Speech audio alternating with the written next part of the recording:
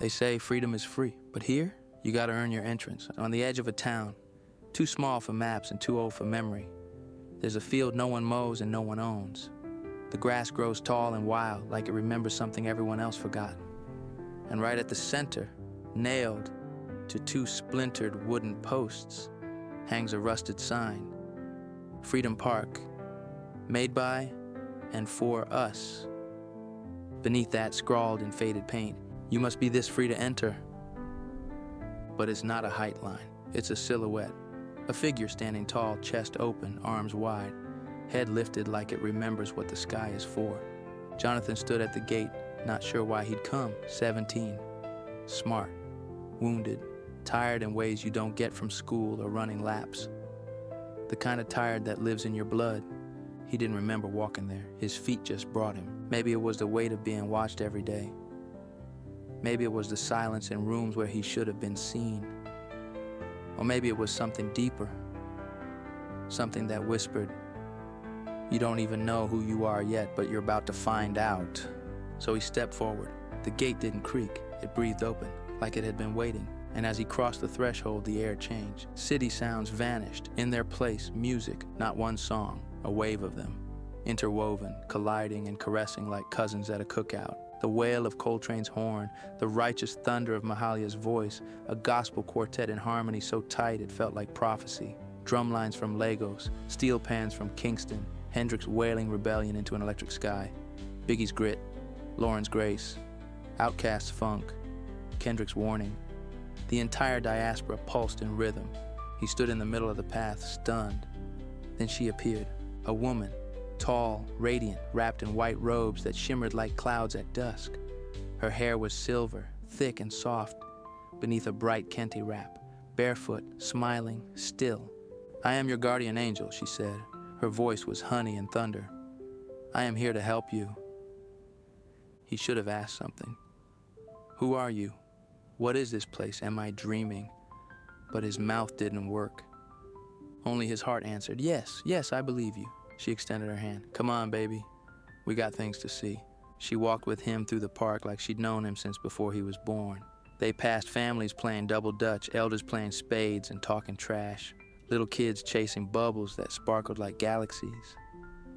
Then they ate, and not just food, a homecoming laid on paper plates, saltfish and ackee from the islands, jollof rice and fried plantains from West Africa, shrimp etouffee, and gumbo that smelled like somebody's Creole grandmother had poured her soul into it.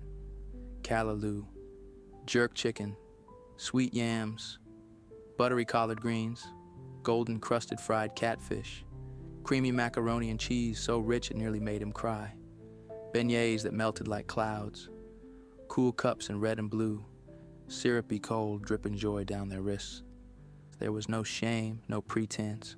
They ate with their hands, laughed with their mouths full. Everything tasted like memory. He didn't know how long they stayed. Time didn't move regular here.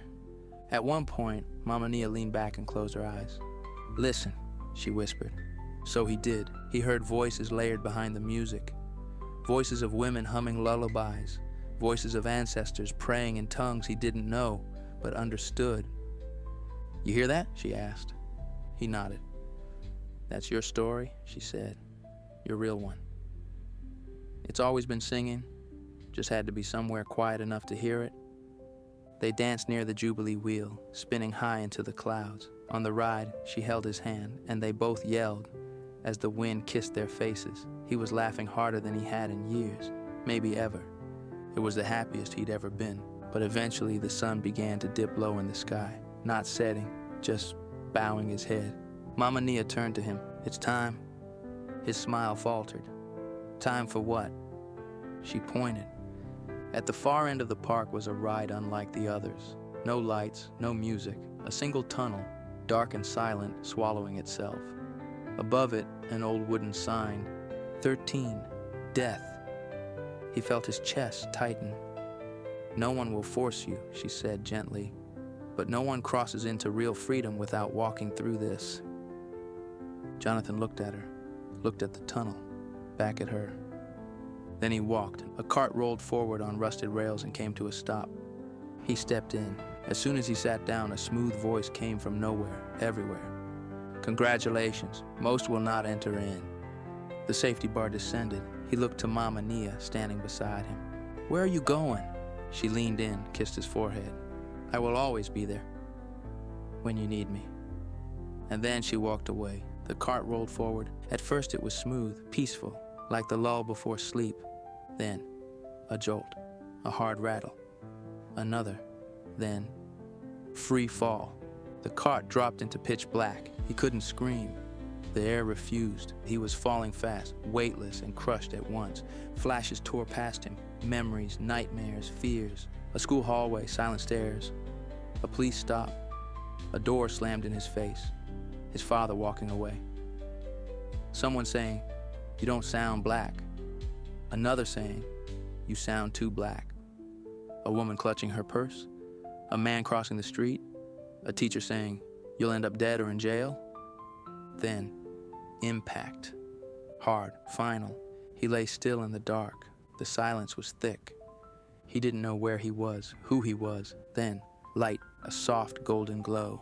And there she was, Mama Nia, barefoot, calm, glowing like she had walked through every kind of fire and come out scented like cedar. She knelt beside him and lifted the tarot card from the rubble. "You saw that card and thought it meant an ending," she said. "But baby, death don't mean stop. It means shift. It means shed." She looked him dead in the eye. "You can't carry chains into the promised land, even if they're not on your wrists no more." She turned the card over in her hand. It gleamed. "As Paul said, we die and are risen in Christ." She leaned close. "You want to be risen, Jonathan? Then the old you, the one built by fear, the one stitched together by survival, he's got to die." He looked around at the wreckage. Then he stood, shaky, but taller than before. Mama Nia smiled, reached into her robe, and pulled out another card. It was the sun. She placed it in his hand. "Now go walk in the new life of freedom, baby." He nodded, turned, and walked. He passed through the final gate, and there, bathed in gold just ahead of him, stood the sign. Freedom Park, made by and for us. He'd seen it before, but this time he felt it. Jonathan came for freedom. He found joy, a ride, a crash, a death, a rising. But if you're lucky and brave, that's exactly how resurrection begins. You've just passed through the Freedom Park, made by and for us.